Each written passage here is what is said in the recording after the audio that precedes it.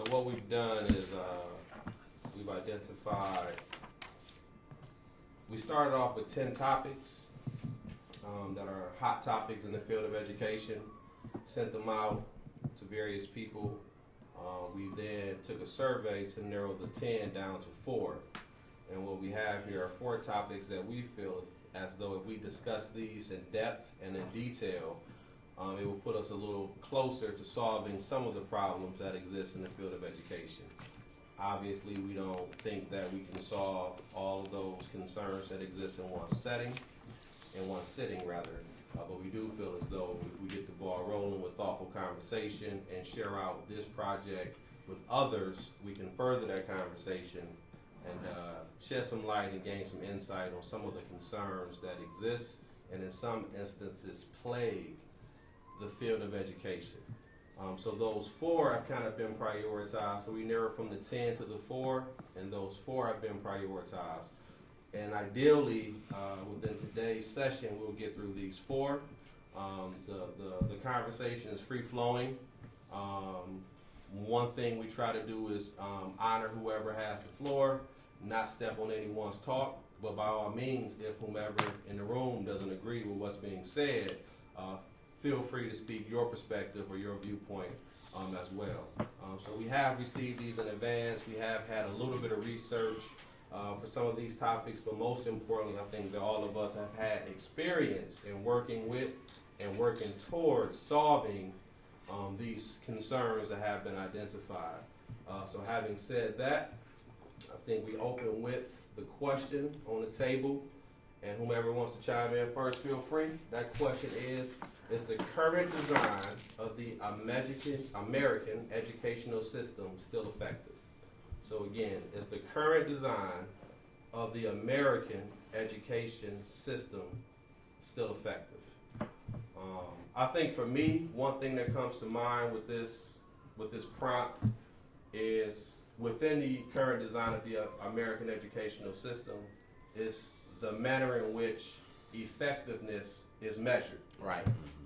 One measure, one huge measure, barometer if you will, is standardized testing. I know I've worked with students and I know I've worked in environments where standardized testing scores have not been high, but yeah, I still felt as though the impact that the team has had with those students has been extremely high, but by the measuring stick, if you will, we didn't really measure at all.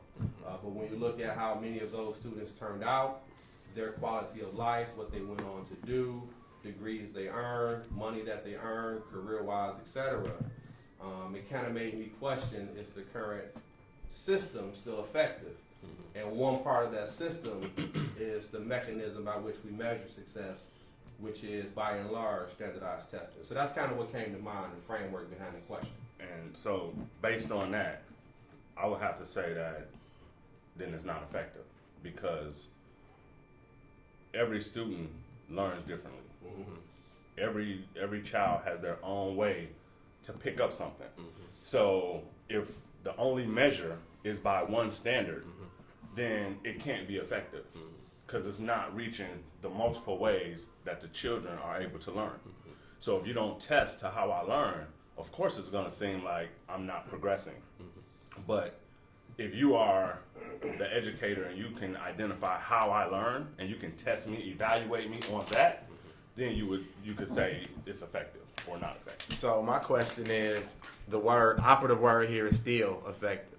So comparatively speaking, throughout the years, comparing to other countries, America has never been effective as far as test scores. So when we say, are they still effective, are we asking, is it becoming more effective? And again, if the measure is standardized test or whatever, we've never been effective compared to Japan and Finland and all of those other places that has dominated Americans over the years. So, Yeah, I mean, think or when you say still effective, I'm like, what does that mean? Are we getting better? Or, I think you could change it to getting better, but still effective. I don't know if we were.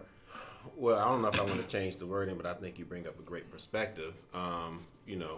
The American educational system at one point in time was designed to help kids maneuver through high school and prepare them for the next level. A lot of times the next level meant to work in factories. you know. And so when the system was initially created, it was built along factory lines, and so it was effective in that manner. But in this day and age, people aren't going off the factories. Most people aren't, and there's other opportunities out there. And we promote ourselves in education, especially at the high school level, as preparing kids for college. But you know, a lot of what we do in high school does not mimic what was done in college. And so in that regard, you know, if we talk about from the past, more effective in terms of preparing them for the next step in the past than they are today, what the next step may be. But if the definition of Kente defined as effective, so then you have to define effective. So you have to use something to measure effective. Yeah, and I think the issue Kente raised was this measurement. Should it be a measurement that is being used to determine what's effective, or the weight of that measure? Right, and I think we can all agree on that that's not an effective measurement, right? So what would the measurement be? So when we think of kids as being successful, as Kente alluded to, we see kids all the time that graduated from our poor school, our ineffective school, that are doing great things. You know, and so I think of that as being an effective. How many? Now, how do you go about showing that? So back to your point, you say how we see all the so you look at when you do anything with numbers and research, you kind of out of 100 or 200 or 300. Let's say you have 15 that you see are doing wonderful, but then you have 85 that's not. But you know, we all have, and I was in the same Even place. for those 15, though, if you look at their standardized test scores, they still probably did not make the cut as deemed effective by the standard. Right. So back to the wording, I don't want us to get hung up on the wording, Right. Or dissect. I do want us to dissect it, but one thing I want to say about still is I don't know if standardized test scores has always been the measure of effectiveness. So Right. what I'm It saying hasn't. is That's the a good point. system has largely remained the same. The mechanism by which effectiveness is measured has changed recently within the last 20 years or so. So the system by which we go from class to class, hour by hour, summers off, typically an 8 to 3 type schedule, 7 periods in a day, 4 core subjects, etc., has largely remained the same. The measurement for which, if this is effective, has either changed or at the very least a higher emphasis has been placed on the standardization of examinations as a measure of if whether or not a student is deemed effective. So the system has largely remained the same. The measurement has been, a greater emphasis has been placed on it. So I guess part of the question is there another way to measure success? Because you raised a very good point, Damien, is if you got 100 kids and you say that they're successful, how are we measuring their success? And how many of them are truly successful? And this is not to necessarily say that standardized test scores or standardized testing is completely ineffective, because if we say that, after all, we would have to introduce another measurement that would be exponentially better if we're going to do away with what we have. But in terms of raw numbers, don't really have them committed to memory. But I think we all in the room have bumped into former students who we know did not have the highest test score. When we look at other measurements of where they are in life post high school, it's pretty pleasing to see, even though their scores may not have been the most desirable at the time we had them as a student. And so that's why I think it matters what success means, what we're talking about when we say effective. Effective meaning that they passed high school and got into college, or effective meaning they matriculated through high school and now they're working and have a career. What does that mean? Because what does society deem effective or successful? I think that is what we have to measure. I think it also would be important to outline what's ineffective. You know, just like we see the kid who got a good job, got a career, maybe didn't go to college. You know, but what about the students we see that, you know, maybe went to prison, didn't finish high school, or have No longer living.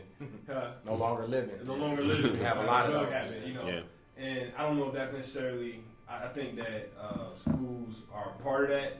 Right. You know, but I don't know if that's school holds the entire weight of a student who doesn't live to see 18, or like a student who's outside of the school who's gotten murdered or something like that. You know, does the school hold that whole weight as well? But I think it'd be important to outline what's ineffective as well. Well, ineffective, in my opinion, you bring up a point. Nobody want to talk about it is the parents, because the kid who has that 30 on ACT, we can sit back and ego trip and say, hey, but that kid was going to get that 30 because that was cultivated at home. But That's true. getting back to the question, if you look at education across the country, whether you're in Detroit or Los Angeles, I used to communicate with the guy from Crenshaw High School. That was our counterpart to McKenzie. He had the same exact problems, and Crenshaw. So when you look at your top 25 and your bottom 25 over 25 years, you see your Ecorse, Inks's, Pontiacs, Saginars. You see your Grosse Pointe, Birminghams, Groseal. So when we talk about effective, are we using that ACT, that SAT standard? And as when I was a principal, I did not even show that to kids because you psychologically beat them. We're gonna take 1 day or 2 days out their whole high school career and just pigeonhole them. So I think from MDE all the way down to No Child Left Behind or Nation at Risk or right now Every Child Can Learn, I think all those things are irrelevant for the community that we serve. Absolutely. I think, yeah, and I think that the proficiency rates was least measurable. We look at a lot, and I'm K8. We look a lot at growth. What did you start off your fall? What did you end up in the spring? What was your last spring? So we may have 33% of our kids proficient on the M-STEP or the state test, but we look at growth throughout with the NWA tests and measures to see if you're getting the information that we're trying to teach you. So in our areas, I believe that the proficiency rate is different. You know, you go to Canton, they may have 80% of the kids proficient. We may have 20, but where did that child start off at? That's what you have to look at as far as what effective could be. Where did that child start? Yeah. Now you're looking to see how did he learn and how is he growing, because you get a kid that starts in the 5th percentile and you think he's going to be at the 75th percentile in 1 year. That's not smart to think that, but you want to get him to grade level, which is 50%. And research shows with 3 years of effective instruction, you can get a kid on a college readiness path, but they have to have 3 consecutive years of effective instruction. So I think our growth measure in, you know, poverty-stricken neighborhoods or areas is what we need to focus on to grow. Yeah, very good point. Then in lies the question, how do we string together 3 consecutive years of effective instructional delivery? Well, I want to go back to you know, what Jerron spoke of and this issue of effective, and something that you said kind of got my thoughts in this way about measuring what success is, because success varies from the person. I look at my life, and I'm a very successful person considering where I came from. Right. For some people, this is just a stepping stone where I am, but I'm happy where I am. You know, considering where I started. You know, there's some things I want to attain in the future, but certainly I've been a success story as far as my family goes. You know, but that varies from person to person. Right. If you got a person that's working a job for 20 years, whether they got a college degree or not, that might be success for that family. So, in terms of what does a school provide to allow a student to be successful after school, that's an effective school. You know, regardless of what their learning style is and their interests may be, this school provides a foundation for that student when they leave school to be successful. And that's an effective school. And you can't measure that on the ACT, M-STEP, whatever. And another thing that was said earlier, when you talk about comparison, especially with different countries, you definitely have to be careful of that, because we are a system that we educate all. And when you start looking at those testing things, they're taking the best of their best in most cases. Japan, and all them, they're taking the best of their best. Now, if you compare our best to their best, that gap is shrunk dramatically. But remember, we are one of the few that educate everyone. And when those tests comparing countries come out, it's usually toward the high school level, and by that time, a lot of the countries have separated out. So when you're looking at comparison, you're not comparing apples to apples. It's the same thing. And so, but that also, that goes back to what you're talking about, success, because that's kind of hard to do as well, because what is successful to one group is not successful to the other, because it depends on where you start. And one of the things that we've been working on a lot is looking at equality versus equity. And when we get into those other questions, that's what we have to look at. We got to look at equity thing is our kids are starting here. So when we measure that growth rate, the growth rate can be the same at a urban school as a predominantly white school. And that growth rate could be the same, but it's just where they started. So those are things that you have to keep in mind when you're talking about what is successful and things like that. And I think when you talk about our community, the school plays, I think, a much more important role. We have to worry about all those other things you talked about. Right. We feel the guilt if the student makes a bad decision and gets put in jail. What could I have done differently? And we bear that guilt, I think, more so than other communities. So when we're talking about success, it's tied up with a whole lot of other things other than just they got their lessons out of the way. Yeah, I want to circle back to a couple of things that were mentioned. One is, we kind of mentioned the role that home plays in the whole equation, and that a kid who's going to get a 30 on the ACT is likely to get that 30, and that the pedigree from which they come is what propels them for that success. How do we cultivate that at school, even if it does not exist within the home? So not every kid that comes to us comes from a family that is going to cultivate that drive, that determination, that will to get that high score on the ACT. So how do we work with that student still and maintain or get them to be successful despite whatever hardships they may face at home? I think that has to be the culture of the school. Right. That has to be embedded in, like, the teachers have to buy into that, the principal has to buy into that, the custodian has to buy into that. The culture of the whole building has to be that of family orientation and the ability to allow those kids to succeed and fail at the same time, but still grow from those failures, just like you would at your home. You don't get thrown in the dungeon because you messed up on one thing. You have an opportunity to show that you can improve and become better. So the school has to encompass those same things, and it has to be open to community members to come in freely to a point where different type of activities are available for subsets of the community. It may need to be a employment section for parents who can learn to come and get a resume built and things of that nature to try to find a job to better their situation. It might be a area where they're doing arts and crafts or some type of other thing like that. Get parents involved in the school and teachers who really care about the total success of a student, not just getting their lesson across. Yeah. A lot of times with the standardization of tests, that's kind of what we've become. We need to get you to know this so you can pass this, not really understanding the whole learning totality process, of right. the learning process. And I think those are some of the intangibles, like, you can't predict the personal charisma of the teacher. A lot of that, we say, how do you get a student to, Kente can get a student to open up to him, not because he learned anything at Wayne State or in a book, something like that. It's his own personal charisma. Now, we might have went through the same training, read the same books, but I can't do it. But he can, I haven't found an answer on how do you construct that personal charisma in your teachers. Well, a good friend of mine said this at a gathering that I was at.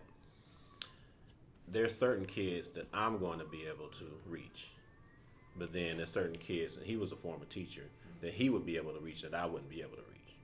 And so while Kente's personal charisma might work towards these groups of kids, somebody else who may not have the same type of charisma will have an impact on some other types of kids. And so that differentiation model, it's funny, we always talk about that word in buzzwords in education, and we lose that word when we come to determining what's effective. Yeah. It's a standardized test. But in every other measurement and every other thing that's important, this need for variety and differentiation is prevalent in our school systems. But it's just like a family. Like if you're in a family of 3 or 5, 3 kids and 2 parents, one of those kids are probably gonna gear more towards dad or mom. Then Right. that's just the natural way things go. So that's the part of being a team and building that culture at the school that, hey, if you can't handle this type of kid, we all know that. So now we know this kid needs to be with this guy. Or then maybe that needs to be the mentor teacher, and then we can, foster other things out as they matriculate through the Or hours. like you just said, or that if that team is together, and we seen this, ones that work together, we seen this, that if they knew I was cool with Lewis and I was having a problem with him, I could go to Lewis and say, hey, such and such and such, and you don't have that problem. And if they know that we are together in educating them, that student is going to more than likely act right because of his respect for Lewis. And that's that thing about that team, and that's, like I said, that's a major issue right now. When you talked about that 3 years of successfulness, you don't really get that because teachers now is jumping the boat and getting out of education, or they're moving on, or whatever the case may be. Yeah. So it's hard to get 3 consecutive years of that cohesive team. I tell you what, you bring up a point. You need that 3 years. The school I'm at, I've been there for 10 years. I was a turnaround principal. Then they got a grant. Then we had to get rid of half the staff, I just think about that Inkster model. The people who worked for Inkster when you guys was on top, you had that. But right now, with this reform and all these priorities and focus schools, you don't have a staff in place to get you that consecutive 3 years. Well, but remember, that was a decision. Yeah. Then what's the That now, measure of effective? and that was a decision that was made. That wasn't, in fact, even we talked about Inkster, we was kind of laughed at by the union. Said, you wasn't really supposed to pick that model. It was there for a choice, but you really wasn't supposed to pick. 50% We understand that, but when of it. somebody's throwing you $14 million, Yeah. See. it's an incentive to pick a model because I'm gonna cut you off. You look at the EAA, you look at the travesty that would never happen in Birmingham or There you go. Bloomfield Hills. That's where I was So it gets back. No, it's not just economics. It's people in this room who can effect change, because all of us doing work, but we're doing it in silos, and sometimes we blinking in the dark. Because there's some great things happening at Frederick Douglass, just from Lewis and Rasa. I can just and the people who I know who's out in Inkster, they talk about that place like it was Mecca. And how could you destroy and knock down and eliminate something that was effective? And when you look at River Rouge, you look at Pontiac, you look at the closing of schools just in Detroit. I'm talking, you done knock down Redford, you done knock down McKenzie, and then you come with this thing they call charter school choice. The same amount of kids, but they just scattered in Garden City and River Rouge and Ecorse. This 3 years, somebody brought that up. You need that consistency. When you go to, my kids are educated in West Bloomfield. The average tenure of a West Bloom TA is 22 years. They don't leave. Everybody know. They know what to expect of a teacher. The students know. And you go to certain schools that's deemed ineffective, and you go look at the average tenure of a teacher, it's less than 2 years. Yeah, and I think that's due to large part of, so you go to West Bloomfield, you could say you have it gravy, okay, as far as a teacher. When you come to inner city, east side Detroit, or Warren, 9 Mile and Ryan, you have a more difficult job because you're dealing with other factors as far as behavior. But in my opinion, I think it starts with the leader. I think that it's a coaching. We have a coaching model where we coach. So we have assistant principals / deans. The principal is responsible for coaching them, and they're responsible for coaching the teachers. Observing, coaching. We have something called the classroom framework, where you have culture, teaching, learning, and you have these things where this is how you rate the teacher. You're going in there, you're observing, and you're speaking to them about specific areas they can get better in and achieve. And if they're not reaching your measures, they go on what you call a coaching plan. That's more specific on what you need to work on. If that's not working, you go on a personal improvement plan. So you even coach them up or coach them out. and I know that may be a little different in some traditional public schools and charter public, but I think the whole idea around coaching teachers to effectiveness, because oftentimes while I was a teacher, I probably had the principal or whomever in my room maybe twice out of 3 years. So how am I getting better? It's almost like when you educate. So it's like independent practice without feedback is dangerous. And I kind of want to jump in there as an administrator. I do think that administrative feedback on the effectiveness of instructional delivery is key. I agree with Damon. I think that is not just the best way, perhaps the only way that you're really going to move the needle on any measurement of success and effectiveness. When you gave the example of a kid who's practicing writing a W, but was writing an M, now that kid has written an M instead of a W 20 times, so he's practiced the wrong way and perfected it the wrong way. Same thing can happen with instructional delivery. If that teacher is not getting any feedback and they're going on and on, lesson after lesson, perhaps year after year, it's going to be very hard to reverse the ill effects of, in this case, poor instructional delivery. One concern that as an administrator you just have to kind of ignore is that whereas many of us welcome that feedback and use it as a tool or a mechanism to get better, it is not always received the same way by all teachers who are observed or evaluated. And once that feedback is given, sometimes it becomes a point of contention. And sometimes the more feedback you give, it becomes a point, counterpoint. So I think it is best that as an administrator, you go beyond that and acknowledge that that may be where the conversation goes. But you know that the end result, the juice is worth the squeeze because the feedback is much needed, even if it's not well received initially. And I think it goes back to what JB was saying about culture. You create a culture of that. And if you create that culture, then they know it's not to get you. And that's what you have to do. You have to create a culture of feedback. And you're not only giving adjusting feedback, but you're giving affirming feedback as well. You can't go in there and say you did this, that, and look at the checklist. You got to talk about things you did well, teaching. Nobody just want to hear the negative. But you have to create that culture and that's where you have a culture. Look, I'm not here to evaluate. I'm here to help you get better. And when somebody genuinely knows that you're here to get them better, they'll be able to receive the feedback more. Yeah, and I want to jump in a little bit because me and Kente, we talk quite a bit throughout the school year. And he's an administrator and I'm a teacher. And so I always like to give him a teacher's perspective. Right? But you took the words out of my mouth. It's the culture. And so a teacher that's been for 15 years been writing an M thinking it's a W, you're going to have some type of culture established that you can tell that teacher, no, this is not a W. This is an M. And that doesn't mean this teacher is a bad teacher. Right. But you got to break that from that teacher because if you get rid of that teacher, you may bring in a teacher that's maybe doing a P and thinking they're doing a D. So I think we did a pretty good job with the first topic.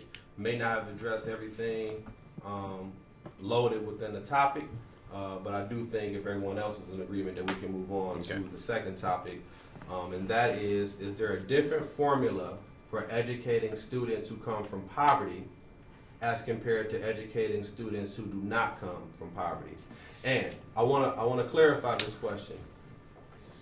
The reason it's stated the way it is not to say necessarily students who come from urban areas compared to suburban areas, but also any area of poverty. Or in this, we also have urban areas, you have suburban areas, you have rural areas as well. So a couple of things to consider. It is not as black and white to say urban areas compared to suburban, but also more importantly, students who come from poverty compared to those who do not. Is there a different formula for educating students who come from poverty as compared to educating students who do not come from poverty? Yeah, I think so. I think it absolutely is, because I think people of poverty come with different elements attached. So education may not be priority in a household that is in poverty. You might be more concerned about lights, That's it. water, food, things of that nature. to whereas school isn't important. So you may not come to school. Right. So absenteeism is high for you. How do you teach that? How do you combat that as an educator? And if I'm not from poverty, you know, I wake up, I go eat breakfast in the morning, I go make my lunch, I bring it to school, everything's fine. Yeah. All I need to do School is focus on instruction. Yeah. You know, coming from poverty, instruction might be at the bottom of the list of things that are important Correct. that day, correct, that hour, you know, that minute. So I think, it's a huge difference. Yeah. I just don't know. I haven't figured out the formula of how to do it effectively. I mean, one of the things, you know, that comes along with poverty is a high instance of community violence as well. You know, there was a study done at Emory, and it basically showed that students who come from poverty, urban areas, that they end up having higher instances of PTSD than returning soldiers. You know, and one of the reasons is because it's always there. You know, you come home from war, you're like, oh man, war was way over there, and I'm here now. But you know, you're like, well, my war is at home, and you know, it's All going. And the new term is CPSD because it's continued and not post. Okay. They're constantly being hit with it, you know, as they're watching the witness. And some of the things that go along with it, just like some of the classic symptoms, not being able to focus, not being able to pay attention, self-sabotage, lashing out, you know, things like that. Some things that we encounter. And so the way that we usually deal with it is Punishment. suspension. Yeah, you know. Or labeling, not Yeah. label and special punishment. education. Label and You're punishment. emotionally impaired. You're, Yeah. you know, now you have high anxiety or things of that nature. So then they label you in that as well. So you A definitely lot of alternatives. parents are a part of that labeling too. Because it's a especially check early on attached to because it. it's the additional income that comes. So a lot of parents are pimping their children wrongfully, of course. Absolutely. And the kid is growing up with all of these different thought processes, deficiencies, and issues because of how the parent is benefiting in a small minimal way. And Jensen, engaging students with poverty, he talked extensively, he did research about students that are facing poverty and the 7 engagement factors that he talked about. Health and nutrition, 2 is vocabulary, 3 is effort and energy, 4 is mindset, 5 is cognitive capacity, 6 is relationships, and 7 is stress level. So what he did, he kind of combated each one of them and gave practical ways teachers can kind of motivate them. So it's definitely a difference because those 7 factors, a student that is from somewhere where they're not worrying about it, or the suburban, which would have low FRL or whatever the case may be, they don't have to worry about health and nutrition. Then we know the study about vocabulary, a student that graduated, a child who parents graduated from college gets more vocabulary than a high school graduate, you know, things like that, the effort and energy, and then the relationships. Students in poverty, research shows that they have a problem with relationships, like I'm not trusting you. So it's all of these factors when you're dealing with students engaged in poverty than you do with a student without it. So it's definitely a way, back to the question, a different formula. You have to. You'd be naive to think that you can treat all students, back to that word, differentiate. You can't treat a student the same way. You know, it's not the fair factor. Fair is not equal, but it's different factors that you have to that's involved when a student that is engaged. And that also plays into the high turnaround in some school districts because a lot of teachers don't realize the difference in how you have to approach it. Correct. And so they get burnt out Yep. faster if you don't, you know, if your expectations are one thing and another thing is happening, you like, oh, okay, well, I'm out. I mean, this is not for me. So now you leave midstream, you leave after 1 year, takes away the consistency that we spoke of earlier, which then, you know, just keeps this cycle going. And not just that, and all of us in this room, we can't understand, probably because you went to Persia, I'm joking with you. But That's one of my no, schools. There's 2 others. Here's the deal. And that Persian, this threw me a curve 20 years ago. I asked the guy why he got a gun. He said, Mr. McFall, the guy took my shoes, it was snowing, at 6 o'clock waiting on the bus. Where was y'all at? In my school, I don't want to name for just legal reasons, but just I run our alternative section. I've taken 16 guns this year. Me and Mario, we work together. And the animalistic, we joke about Little Boosie. I want to put that out there. And Little Boosie, if you listen to this, you need to come on our side and help us out, because solving problems, our kids don't know how to deal with conflict. Absolutely. Me and you can have a conflict. We'll say, I'm sorry. The culture of I'm getting punked out, that guerrilla attitude, and I just sit back, it's so prevalent. And with you're asking us, the people who teach us in Wayne State, they don't know how to deal with what we're dealing with. Going around the state, Michigan, speaking directly to young African American males. So that's the skew right now.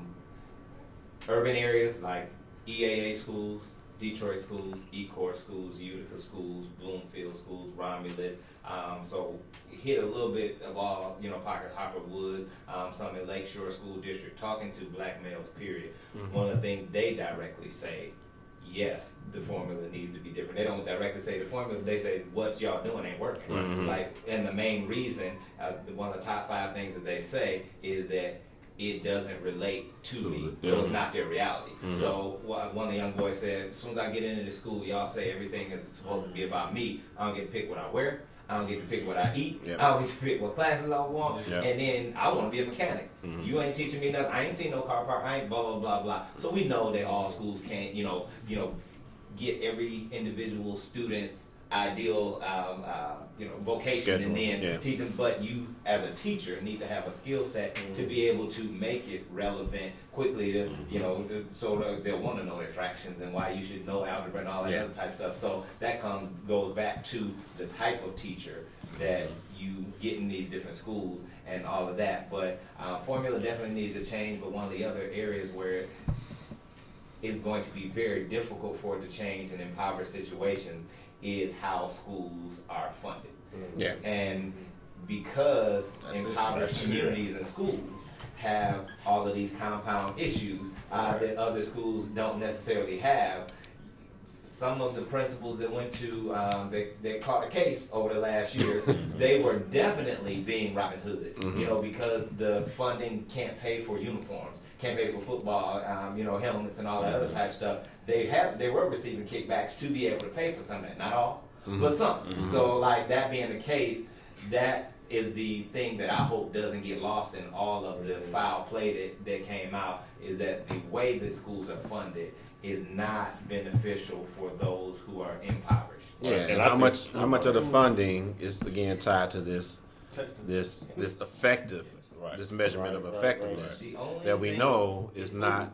That's to me, even though it's not high quality food. When it comes to the healthcare, that's the only thing that they've done something drastic with the funding over the last 10 years. Now you got breakfast, lunch, snacks, dinner, at all these different schools. Other than that, they haven't addressed anything. But we don't want to lose sight, because there are certain provisions for schools who come from impoverished areas.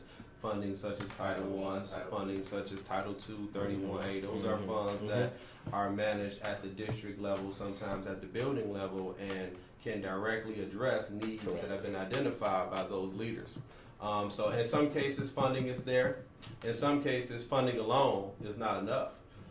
Some of the comments that have been made is about the mindset of those who are educating the students, being able to acknowledge that these students who come from these particular circumstances need to be addressed differently, need to be addressed authentically, because if what we see as educators is a need and we go about addressing that need in an unauthentic way, the student sees right through it, and it is worse for us having tried and failed this disingenuous method of reaching the students, because we think we're appealing to a need that they have, but we're doing it in a manner that is not genuine to us or to them.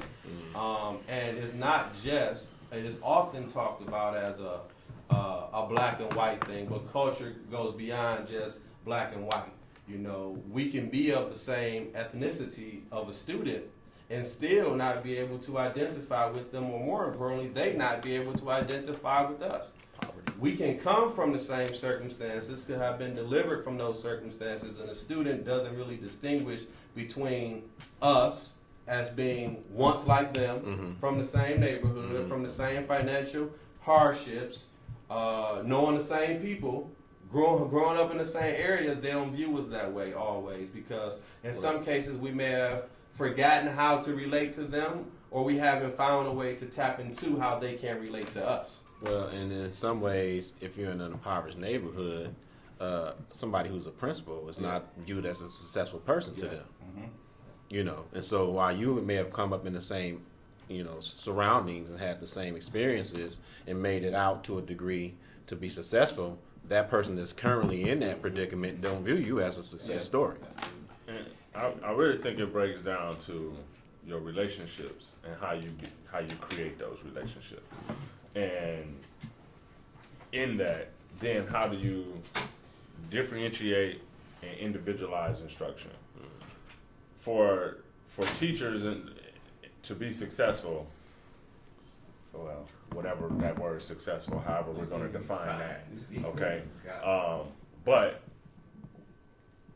let me say this from experience: the best success that I've seen has been when a teacher is able to create a relationship with a set of students and identify their learning styles and teach directly to them, which means they have differentiated how they do that, how they are making math relevant in terms of football or basketball or sales or sometimes Or even, reading. sometimes even relating it to the illegal things that they see in their neighborhood.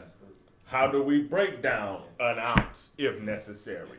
Because hell, sometimes that's what they know. And if they know that math, they know math.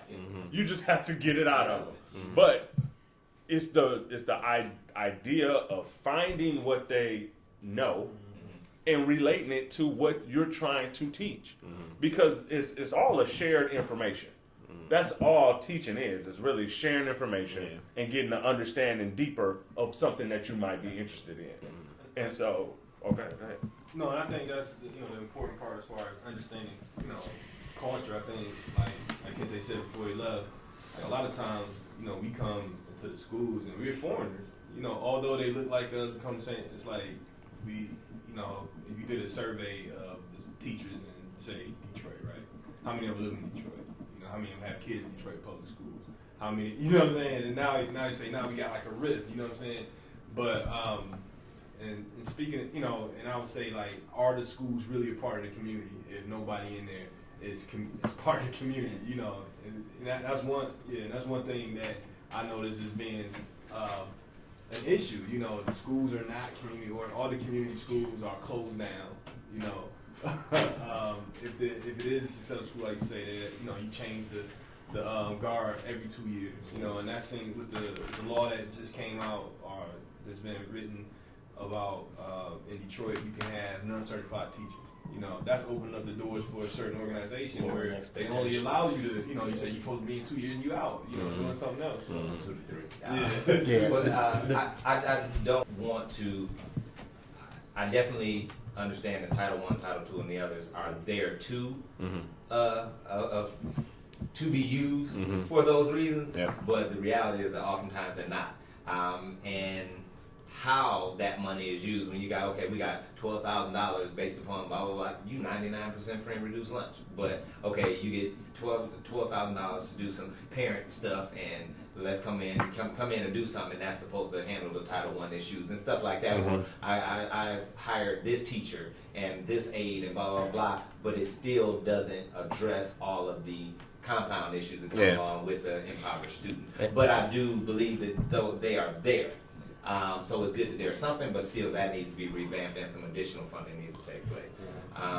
Aside from that, we were mentioning the fact that so many schools have so many problems of high turnover, negative staff-student relationships, negative staff-to-staff relationships, negative staff to administrative relationship, administrator to district, relationship. There's so many, culture. And a lot of it is like, how can you create a culture when you need all of these important pieces to be in place for your culture to be consistent and then continuous and at the same time systemic. So we have to look at all of those different factors and whatnot, but right now it's very difficult to do that in Detroit, West Bloomfield, surrounding areas, a lot of the surrounding areas, because there are so many different fragments and there's still unions breaking up.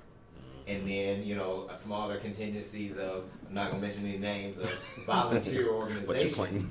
They're set up to volunteer. And that's what they're doing, but research shows that you coming and going every 2 years, every 1 year is not helping.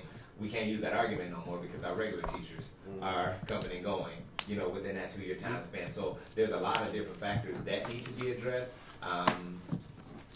We just gotta point them out and see how we're gonna take a chunk off of each one. In education, a teacher in Grosse Pointe or Birmingham is not dealing. They may have isolated pockets. They're not dealing with on the scale. Nah, they got different issues. They don't deal Different with issues. poverty Right. issues. Different If issues. you have 5% free and reduced lunch, that's probably reduced, and that's probably, you know, what they're documenting. But we have 90 and above Right. in our area, so that is different. So one of the things that was mentioned earlier is that a school has to more or less become a hub where you can offer the services of washing clothes if it's not there at home. You can bring in people that can help parents get back enrolled in school or help find jobs or help with resumes, etc. I agree. One thing though with that is we have to guard against perpetuating the cycle of learned helplessness to where they then think that because they are in need, that we are supposed to address that need or that concern. And it's a slippery slope. And, you know, I can't say to you I figured out the formula for how much you help and how much you don't, or when you begin and when you stop. But I do know that if it's done too much, they can become dependent upon And expecting expecting. that you're going to do this, and when Expect you it. don't, you then become the bad Well, I guy think- for why. And see, that's why I think you I gotta you jump partner in. with certain organizations. So, for example, in my building, we've partnered with the U of M to service as a health clinic. We have a daycare center that we provide for mothers who are teens. So that has helped increase our attendance for mothers who are pregnant. And the healthcare is something that's available to not just the student, but to their whole family. So, but that is again, that's the health system. That's not our school. That is the University of Michigan. You know what I'm saying? That's dealing with that. So, we're not saying you can come and get these services on us. We're just saying we're giving you the pathway to these places. You can take it or you don't. But they have depression help. They have drug rehab help. Then we have a partnership with Michigan Works, where they come in and they provide Saturday opportunities or afternoon sessions where you can come and build your resume, things of that nature. So it's the making the resources available, but not tying them directly to what you're doing. I think that one of the big things that schools can be a part of, not necessarily like say making teaching learn helplessness, but you know the curriculum that we have is like bare bones. You know, we don't have any music, no anything, right? If You know, you have a curriculum. if Some you have- schools don't. Yeah. A lot of Most schools. schools. Most schools don't. Entrepreneurship is a big thing. I mean, if there's a way, in my school they're working on an entrepreneurial venture class, right, where students design a product, service, whatever. They make money. It's not necessarily they get it themselves, but it goes into a pot for when they graduate. You know, and they have to write out a propose like this is what I need this money for, whether it's to start your own business after school. I mean, after you graduate or to go to college. But the research shows that if a student has as little as $500 saved up for college, they're more likely to finish, not only attend, but to finish college. You know, as little as $500. And so, if that's that's something that we don't do. You know, how do students come out knowing how to make money? Like We don't even teach money. yeah, hold on. Like with the videographers doing right now, there's some students at my school won an Emmy, Michigan National Association for the Technology, Arts, and Science for a music video they produced, right? And they did it using cell phones, right? You know, now the people they won against out in the suburbs, they had the whole like class, the hookup, and everything. Matter of fact, they were getting internships in the summertime at local news stations and stuff to operate this machinery. That's money. You know what I'm saying? Like I went online and I was looking at the names of the people who were producing, like these like 10th graders. I went online and looked at stuff that they were doing. I mean, they were doing weddings and you know, and stuff like that. This is like income that they're able to make. And this is at a school where you learn videography in the 9th and 10th grade. And by the time you graduate, you already learn how to use the industry equipment where you can get an internship at PBS, you know, Channel 4. And I'm looking at my kids, I'm like, man, I'm glad y'all won, but we don't have anything nearly close to, you know, what they have out So there. imagine if it was equal. That's the thing that I notice about our kids, that we have the creativity, you know, to, you know, if you give us something, you know, if we say, okay, we got a videography program at Doug's where we got the industry standard equipment, let's see what they produce. And I'm sure they'll win Emmys every year, you know, just with the creativity that they have, but just the fact that we bare bones, I represent. I saw the movie The Martian with Matt Damon, and they sent him up into the atmosphere of Mars with a tarp over his, but they had to take everything out and just give him the bare bones he could use to make it out into the atmosphere or whatever. And that's the same thing with our students. Like, we take everything away and just like, okay, math, science, test every four months. And then, there you go. Then we go back to that first question about success. I got to measure success differently. And I got to be, if I'm an administrator stuff or whatever, the higher up has to take that stuff into consideration as well. Because if you don't, because like I say, those things you don't have to worry about. Like I say, I worked at an affluent school as well. And they have problems. They just got different problems. They had one of the biggest drug busts I ever seen. But you never heard about it in the paper. So those things that you have to be very careful, because then you start not being what you're supposed to be doing, and that's a big thing. And I understand that, and yes, you do want those other things to be, and if the school have to be that hub, I would take that. However, you still have to make sure that that teacher is prepared to teach that student and those things. Going on is just.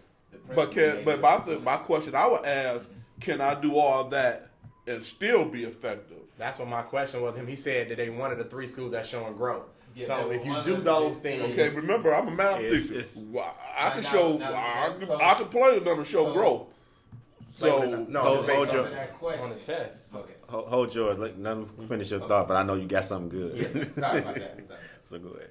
But so again, that's pretty much what I was saying. You have to be very, very careful when you say those type of things. Or when you're going out that way, because you can do so much. I was at a school that okay, they did all these things, but you still not addressing the academic portion of it. And I know that other stuff is important. Don't get me wrong. I know that other stuff is important, and you need to have that in place. Because at the end of the day, the academics is what's going to Right, your success. because I seen that stuff working, and academics still not because your energy, because you still got the same amount of time throughout the day to do those things. I think it just breaks down to how much of on an individual basis, because you're right. At the end of the day, if I want to do all of that and I want to participate in that, but I still have to be up on my curriculum, I still have to be prepared as a teacher, it just, how much am I willing to take on personally on an individual basis? Mm-hmm. And that to me is just your professionalism. Like, if you compare this to being a doctor or a lawyer, and if you're a good doctor and a good lawyer, you're in your core content area all the time. Mm-hmm. You're trying to advance yourself on your own time. You don't have to be told by the district to go to this professional development or to take this class or to try to improve this way. You're out when you're on vacation. Mm-hmm. You're figuring out how can you relate the waterfalls that's so beautiful and majestic to bring into your classroom to help change that mindset of a student. I think you have to always work as an educator. So you have to do the outside of the box things as well as the content core area things, right, because it's all encompassing.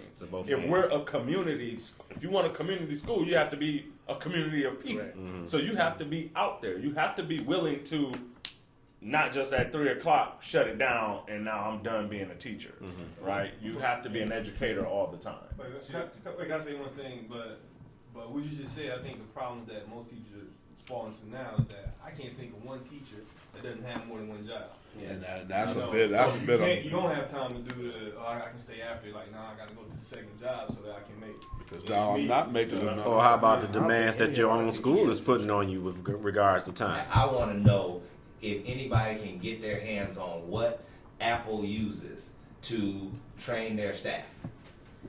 Has anybody, when you've been to an Apple store at all, I've not met one disgruntled Apple employee, and I've been to 4, 5, 6 different stores around the country. Not one disgruntled. They're always open, informational, looking at whatever their, whatever that process that they have down is a great one that I think that they should be added. Teachers as school should add that. When I was working for United Way, they helped usher in the Teach for America and all these other small schools and all that other type stuff. And with that, one of the things that I learned is that they were looking to do some non-traditional things for interviewing teachers and administrators and stuff. So they did all of that Match.com stuff. They had a format for that for interviewing teachers. They had, they were doing some non-traditional things to get beyond meeting the representative that one time at a quick fair or at an interview, and then you get this teacher in and they hell on wheels and making you pay even more. So, I just want to finish that, but there has to be some new type of formula that goes into how you select teachers, because there are Teach for America teachers that are outstanding. And there are some traditional teachers that are outstanding, but there's also TFA that sucks. And there are traditional teachers that suck. And the traditional teachers, for the most part, they burned out. The pendulum has swung back and forth. So how do you keep the momentum going, encourage teachers? How do you get some of those non-traditional, teachers in? Because there are some parapros and SSAs who are having more success than the regular teacher in the classroom because they can relate. And again, I think it's addressing, same way we talked about addressing poverty. We have, and you could create it, Survey Monkeys, we have what we call an employee engagement survey. They take in the fall.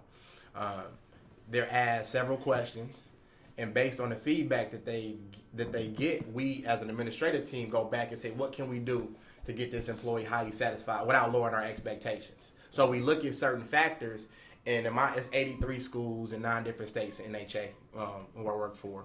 And in these, like, this is a big deal. We look and see where are we on this employee engagement satisfaction. And typically the schools that are the highest employee engagement, like we talked about earlier, if you want to be there, you're going to do better. Absolutely. So what do we need to do to make them want to be there? And those schools that have the higher employee engagement surveys, they got the most growth, and they're doing well because the teachers you created that buy-in. So back to what you were saying about the community, and what you were saying, I guarantee those teachers that are out in the community, it's over. So you don't have to. Those are the ones where you can focus on instruction. Their heart is there. That's what you need. That's the number one thing. At the inception of all that, you got to make sure their heart is there. I guarantee those teachers in the classroom busting their tail. What I do at my school, here's what I say. We have meetings every Wednesday to 4:30, 3:45. Every other event that we do, it's up to you. I don't want that. I want buy-in. I'm like, if you don't want to be there, it's gonna get rolling anyway. So guess what? By me not mandating anything, we have several parent events. We have everybody coming in because they want to be there. I want to create buy-in instead of forced fun and forced buy-in. No, if you want to be here, that's fine. But if not, it's 5 administrators. We're gonna get it going. But then I say that and I'm transparent. And then at the event, we have about 60 staff and we got 50 of them there. Hey, what can we do? Like, thank you. So it's kind of creating that buy-in instead of forcing. Do you have a union? We don't. So I wanna stop right here That's to kind of set the table, because it seems like we're organically transitioning to number 3. Yeah. All right, and so let's kind of close out what number 1 is really developing a formula. I think we have some characteristics of a formula. Maybe more discussion needs to be had to kind of fine tune that, what a formula is, but definitely leading with relationships and building differentiation and those things you talked about with the Jensen book. All right, but now we're moving into what can we do to make teachers effective. So go ahead, Kente, take it. Yeah, excellent segue. Excellent comments as well, Damon. Piggybacking on what Mario had mentioned, and it does segue perfectly into our next topic, which is what types of supports do teachers need to be highly effective. So we talked about what Apple does to kind of train their employees. We talked about some approaches that Damon has taken that he has found to be effective, issuing an employee engagement survey whereby the results are tabulated, evaluated, and the question is posed, what can we do to get teacher buy-in or teacher satisfaction without lowering our standards?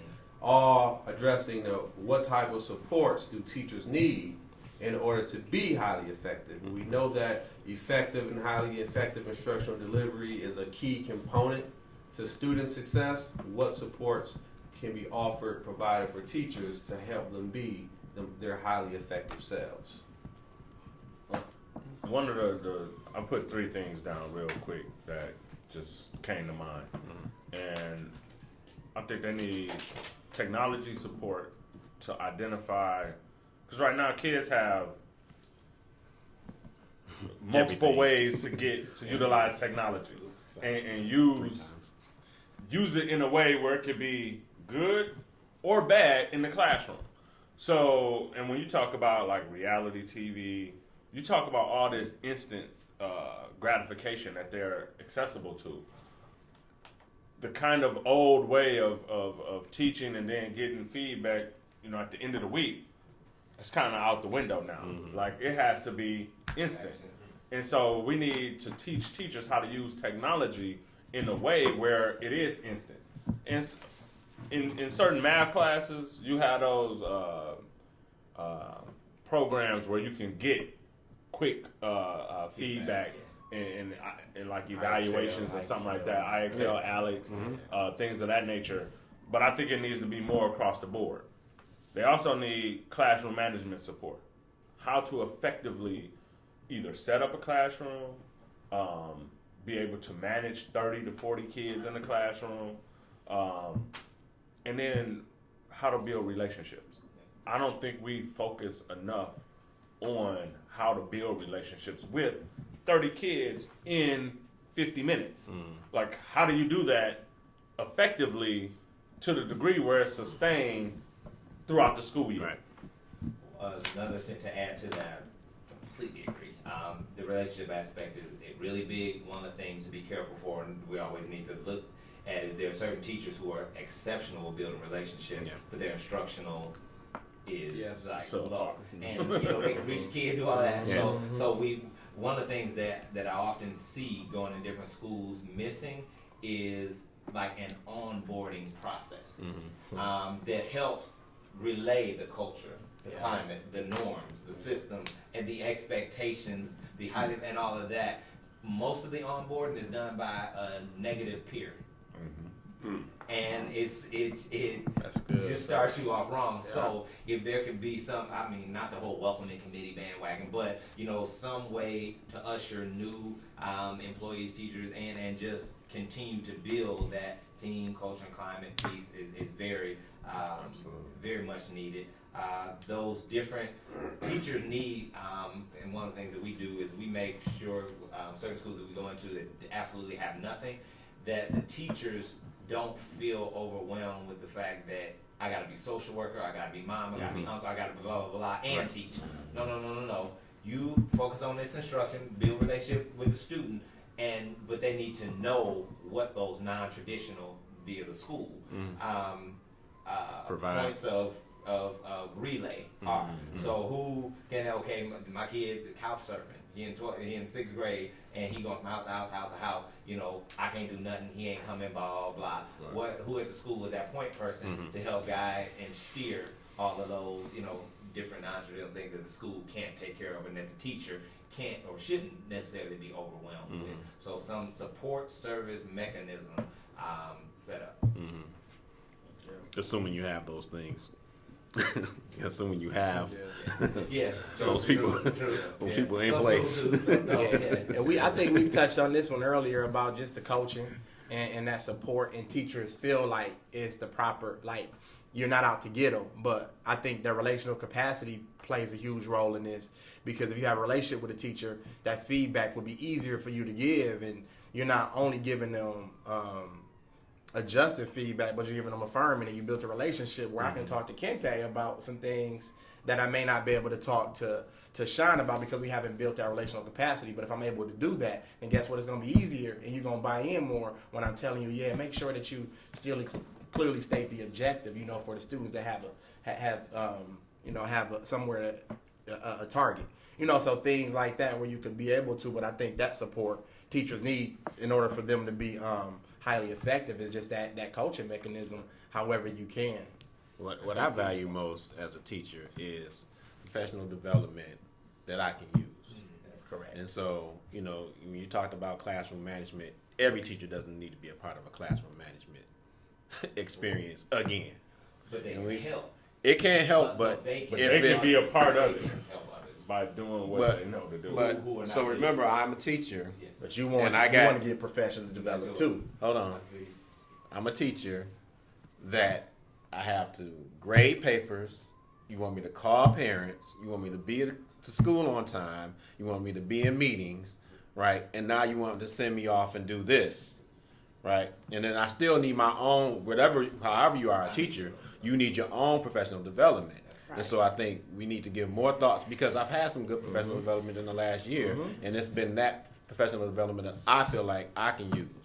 And so I think, a lot of times we run into problems by having these large, and I'm not necessarily knocking the large group, but you really need to consider when you're going to do a large group professional development, how effective is it going to be? What are you really trying to accomplish? Because to me, if you narrow it down to about 5 or 6 teachers, and this is specific to this group, and then your next 7 teachers is specific to that group, then you'll get more out of your professional development for the teacher. That's the type of support that I would want. Oh no, I say yeah, and we've done it. Yeah, I think that's key. It's almost like you're talking about. All right, so you want me to? It's almost like you got a student in your classroom that got the work done, and you differentiate. Right. Go help him. No, That's what I wrote. no. I Differentiate need professional to development. I need to learn more as well, and I think that's perfect. And I think as schools and districts, we do need to look at the needs. Something like Jensen, where you have high poverty, everybody can benefit from that. But when you talk about things as far as classroom management, or you're talking about a specific design for the students in the bottom, and you have an intervention program, that everybody doesn't need to be there. It has to be relevant. And I think as educators, Right. we're always looking for things that are relevant for me, or we're just bored and we're doodling. But see, I think that is sometimes part of the problem why the culture isn't the way we want it to be, because it's not a collegial culture. Because if we all know that sometimes students learn better from students.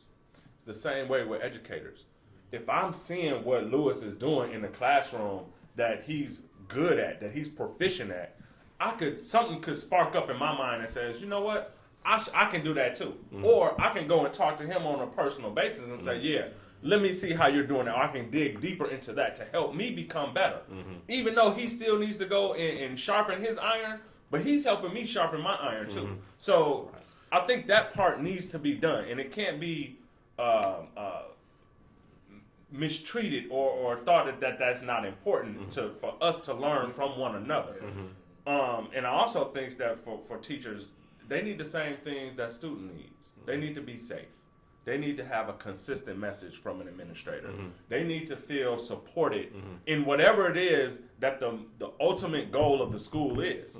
So I kind of feel like they both are important. Like, you do need your own time to have your own PD, but at the same time, you need to be able to share your knowledge with your other colleagues. True. But you're hearing it from a teacher who does very well in classroom management, who's saying, look, so it's almost creating that buy-in again. He's telling you, like, I got this, that to do. I feel you. You could force me to do it, but let it be more natural. Let me go ahead and want to do it. And what I'm hearing you as well in that, so the student has to be ready as well. This is one of Sean's saying. So, and you're talking about another professional. I may view myself as somebody that's good at classroom management, and a person that's not good at classroom management, we all know it, everybody know it, nobody say nothing to them, but everybody know they can't manage. They don't want to hear from the oracle or the person that's deemed as the oracle necessarily. So again, we get back to that culture piece, Because, you know, we think about when we talk about Inkster, one of the things that we always talk about in this past tense is how we can go into each other's classroom. It was that environment. It wasn't no, you know, what are you doing in here type of feeling. You know, we could walk in, we could have discussions after school. It was that kind of thing. But in terms of what we're trying to go with this think tank is how do we make those things structural, where now somebody else coming into the school, we have these things in place that can get you on board and sharpen you as well. You know, it's systematic in the way we're doing it. Okay, I can tell you what. Here's the deal. When you look at from the legislators, the 110 of them, assaulting teachers every day. Some teachers in Detroit haven't had a pay raise in 8 years. Some people in districts like my district who really haven't had a pay raise in 5 years because you took 3 reductions and then you had to stable it and then we gave you back what you have. So now I'm asking this teacher to come to school and grade these papers. Come to school, come afterwards. Come to school, you know, in your non-union setting, which is great, but we in the contract we can mandate them only to 4. That's what I said. No, mine, remember, I was mandating, only ones you're mandated for are the Wednesday meetings. No. Everything else, you don't have to come to anything. Wednesday meetings was 4 can be just a girls' basketball game. We had to, at the beginning of the year, but here's the You're deal. talking about 4 throughout the whole The year? whole year. That's in the Gotcha. contract. So you only got 4 meetings. So if you are a principal at a school with a big union, some of this stuff sound good in theory, but let's get back to, as you say, let's make that elephant the mouse. In Lansing, you had a guy say, "Let Detroit burn." Even before some of you guys got in this thing here, I can remember when Governor Engler, and I don't want to predate myself, got rid of the resident rule. All the teachers in Detroit left the next day. They left the Next day. and the police officer. I lived on Marlow. When I first moved to Marlow 25 years ago, it was nothing but teachers and police officers. What street? On Marlow and Schoolcraft. Yeah, I grew up in Marlow. Okay, it was a great neighborhood. I raised my kids at a great neighborhood. But once they did that, then we had Granholm. She was good. But now Snyder until the Flint water. But everybody has been messing over teachers.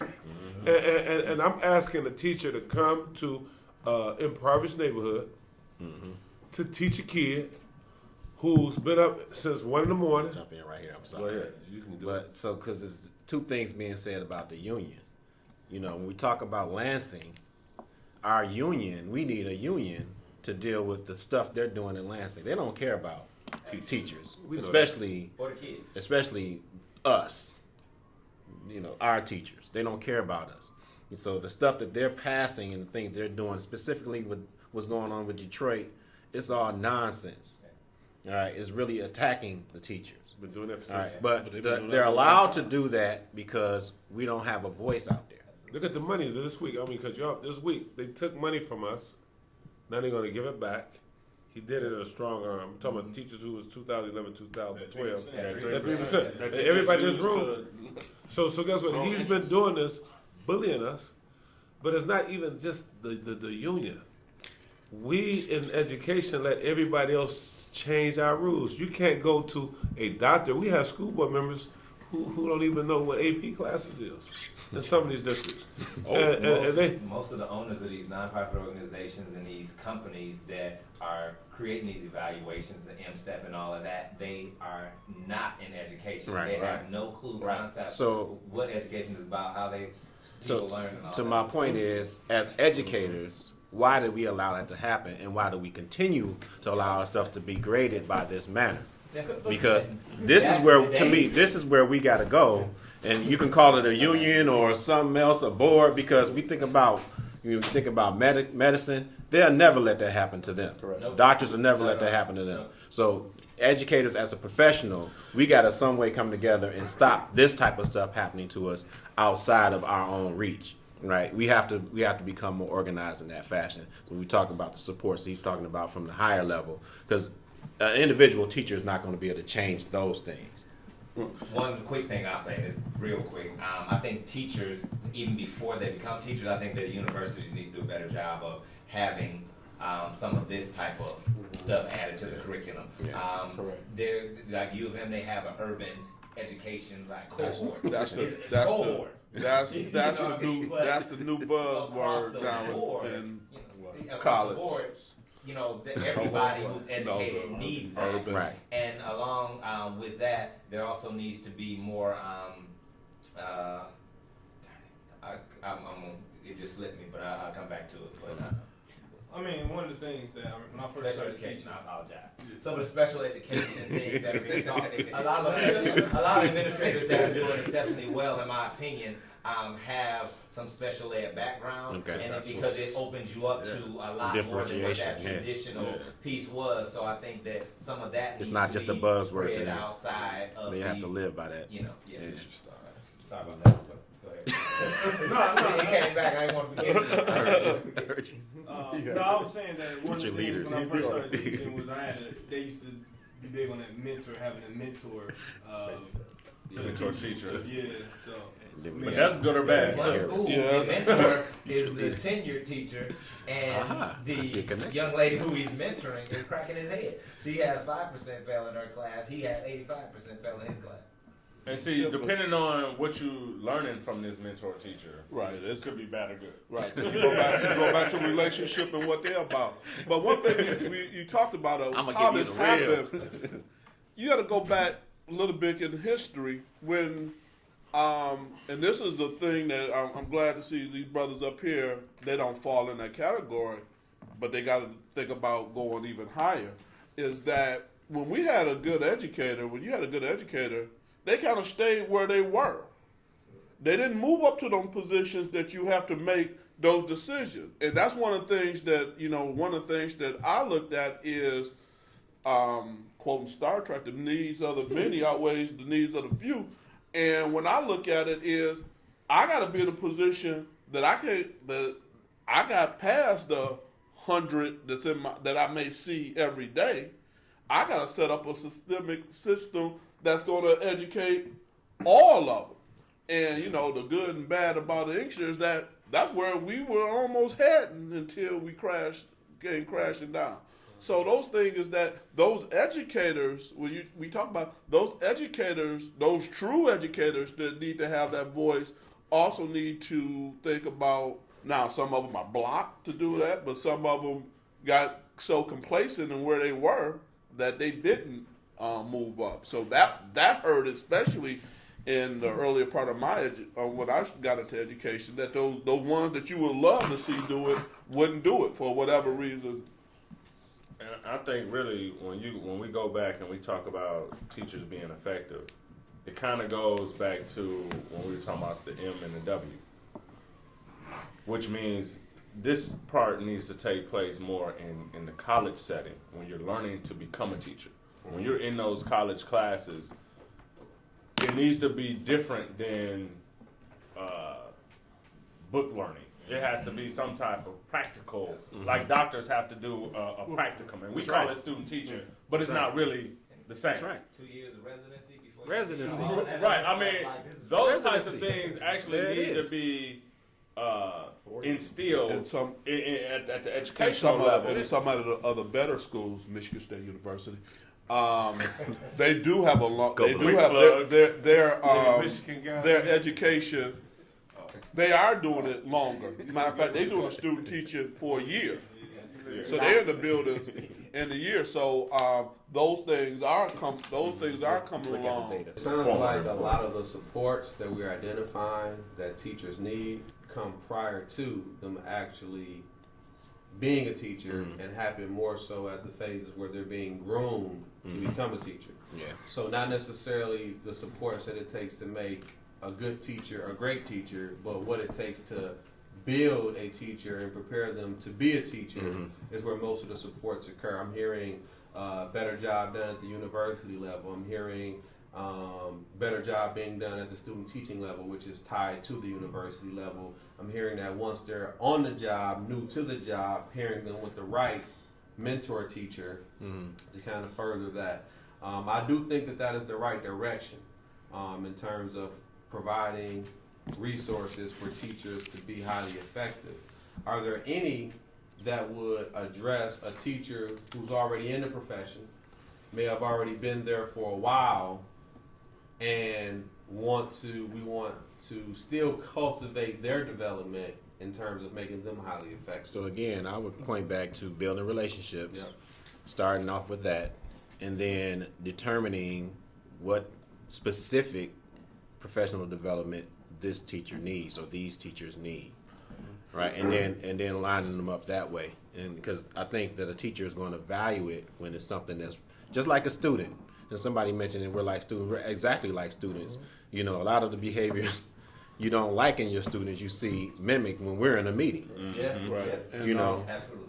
Damon mentioned it, that coaching model, the true coaching model, because talking to teachers and stuff like that, we into the gotcha thing. And again, until we can, until that can be soothed over and you have a true coaching model that you're there for my best interest, those are things that can be done while you're there. And, a lot of districts have coaches and things like that, but I don't know how effective that is because of who they are and things like that. Now, fortunately, I had a great one, but I know some other ones that are not so great.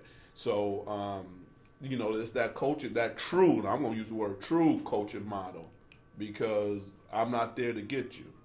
I'm there to think. But the thing is, the teacher automatically going to go back.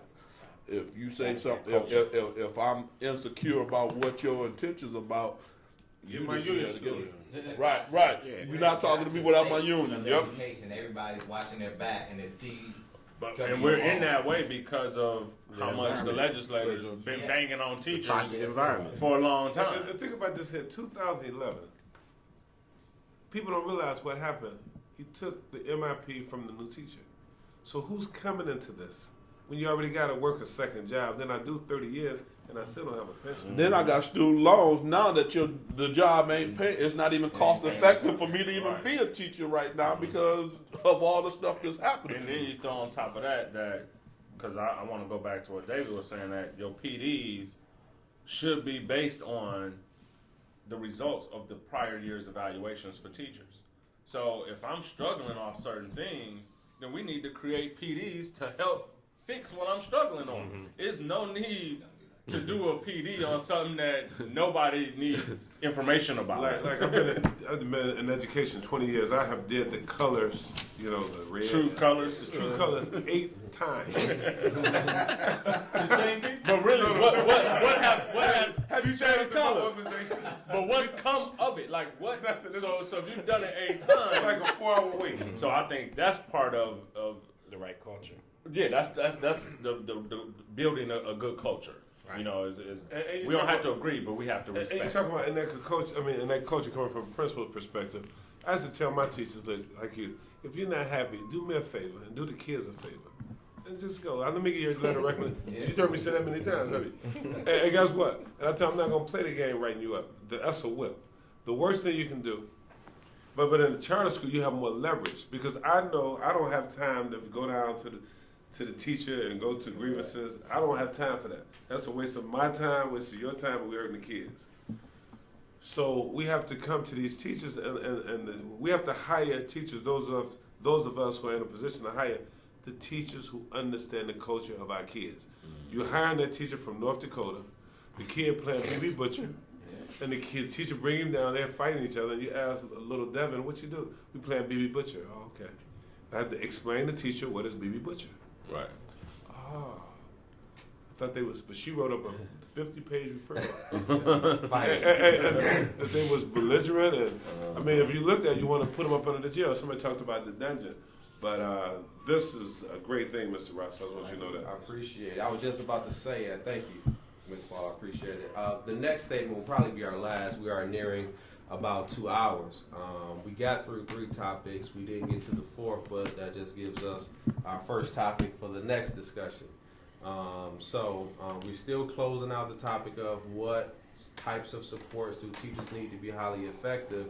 And if there are any kind of parting thoughts on this topic, we can kind of combine that with parting thoughts to wrap up the think tank in general. So if anyone has anything that hasn't been said to weigh in on this topic or the think tank in general, this probably be the time for that as we close everything out.